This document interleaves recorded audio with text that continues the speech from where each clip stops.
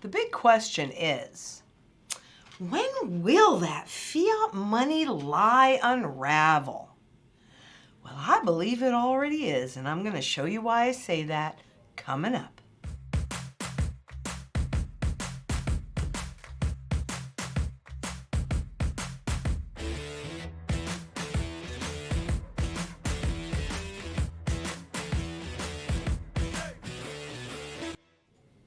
I'm Lynette Zhang, and welcome to ITM Trading. Now, if you've been watching these videos long enough, then you know that I'm very grateful to my father, who would always say, do what I say and not what I do, because it never made sense to me. So much of the way I look for or watch the central banks is based upon that. And that's what we're going to do today, because we're told that everything is just completely hunky-dory. I mean, you know, today or yesterday, Steve Mnuchin came out and said the outlook for the U.S. economy is very strong, even as the yield curve remains inverted, which we know is a harbinger to the next crisis. And they're saying the economy's so strong because, my goodness, at least it was positive. But if you look at what happened in the beginning of the year with the tax law changes in 2018, what we see ever since that initial boost is a decline in GDP. And frankly, most of that with wages up 3% year over year, the 2.6 increase in GDP, that didn't even cover the inflation, that wage inflation. So it's a whole lot of garbage, and I think that the fiat lie is beginning to unravel now because most people are not believing it. They're talking about this global slowdown. They're talking about the next recession. The unicorns are rushing to market because this is probably their last opportunity to get out near a high, since the markets are near all-time highs. But what happened with the Powell pivot, right, which started in December, started backtracking, particularly in January when they held those rates steady, did not increase rates. What he was really telling the markets is, we will back off. Now look, we've talked about this before. Every single country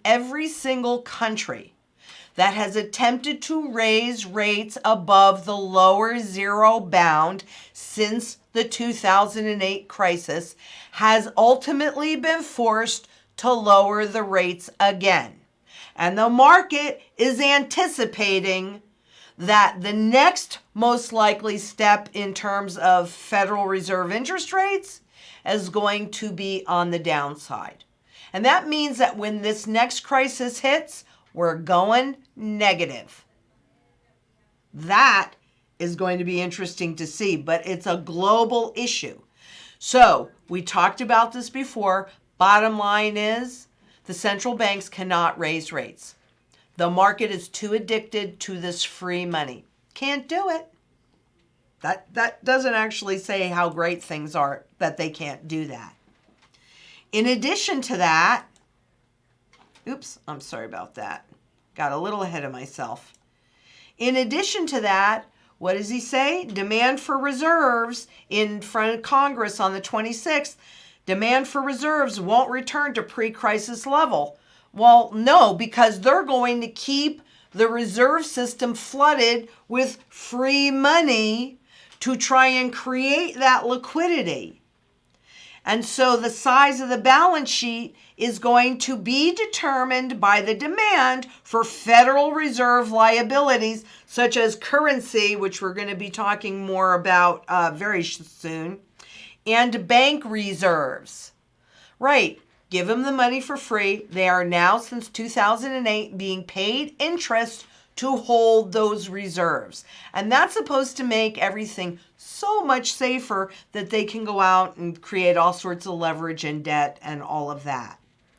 And further, he wanted to make sure that the market knew that they would continue to support the markets and would not run off anymore from the balance sheet. So they're going to have to keep buying treasuries and mortgage-backed securities. I'm sorry, none of this really makes sense. If the economy is very, very strong, why does it need all of this continued extraordinary support? Because all of these experimental tools have now become permanent.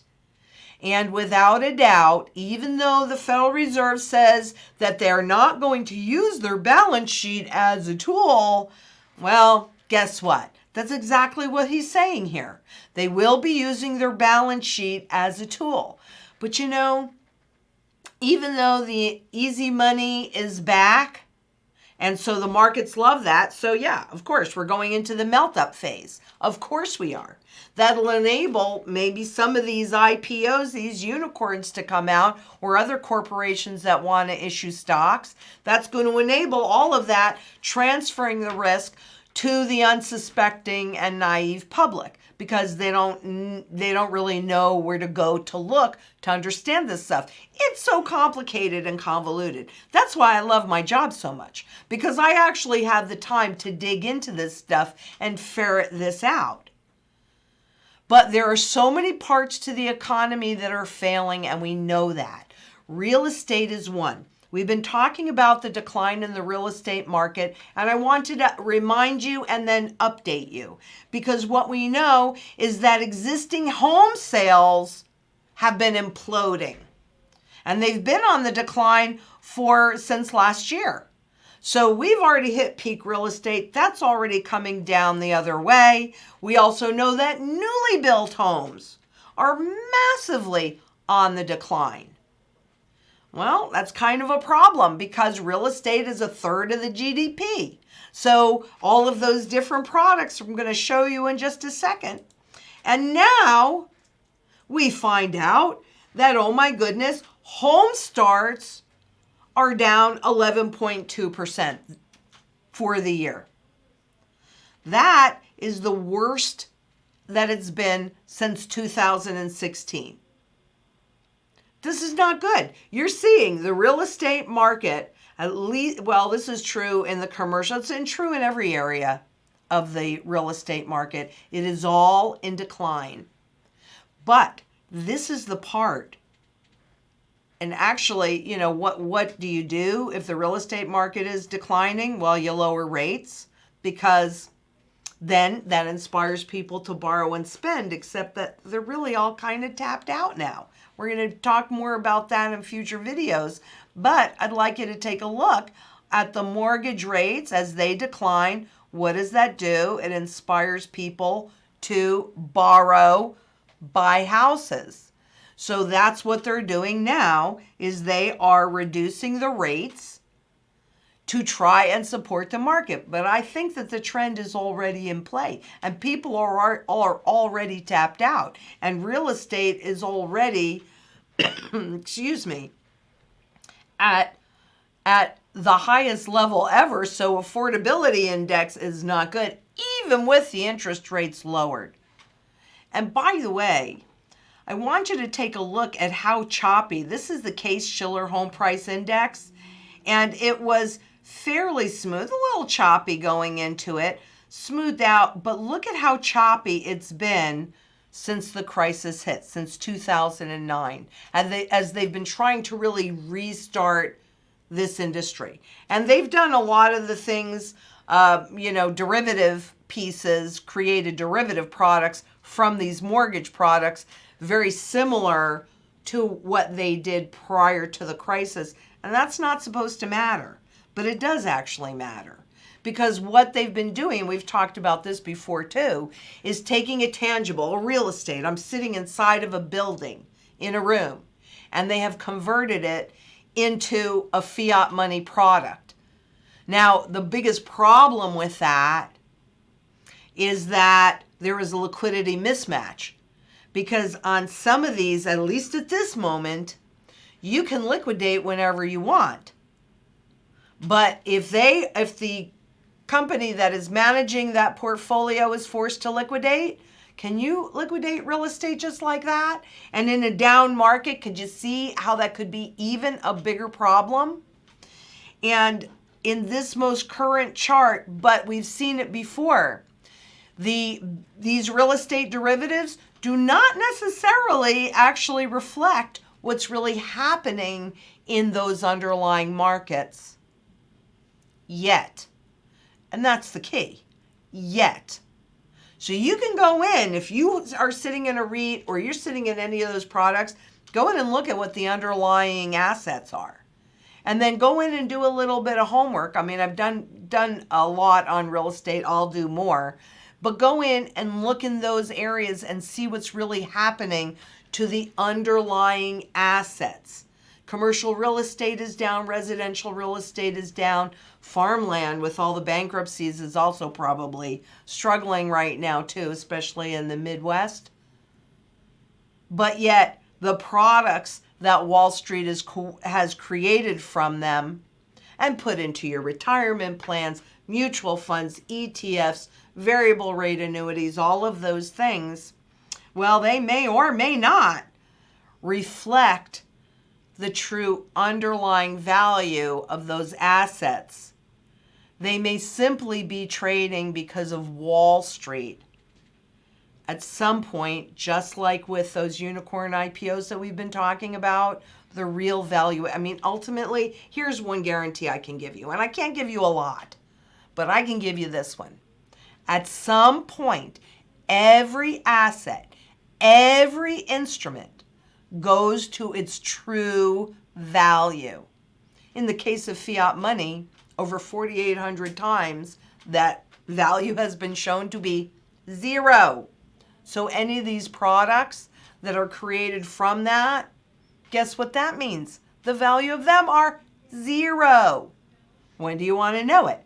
I want to know it now. I want to know it before I discover that I really have nothing, regardless of what I was thinking that I had. So the question really becomes, who's going to support all these Wall Street products? And maybe that's what the central bank balance sheet is about. Maybe that's what Powell was telling us. Oh, don't worry, we've got your back. Are they going to start buying up houses? Maybe. We're going to watch this unfold, but I'm telling you, you want to be in the right position when you do that. So what is that right position? Okay, well, what do we know? We know absolutely that for 5,000 years, gold has been a safe haven. And we know that the central banks have been buying it. Venezuela, I'm going to update you a little bit on there because, you know, they've gone through a few currency revaluations, resets. This was from June, and an ounce of gold at that point was about 113 million bolivars. And as of today, or the 28th, it was over 3 million bolivars. So in what, 8 months? It has, in terms of bolivars, gold has tripled.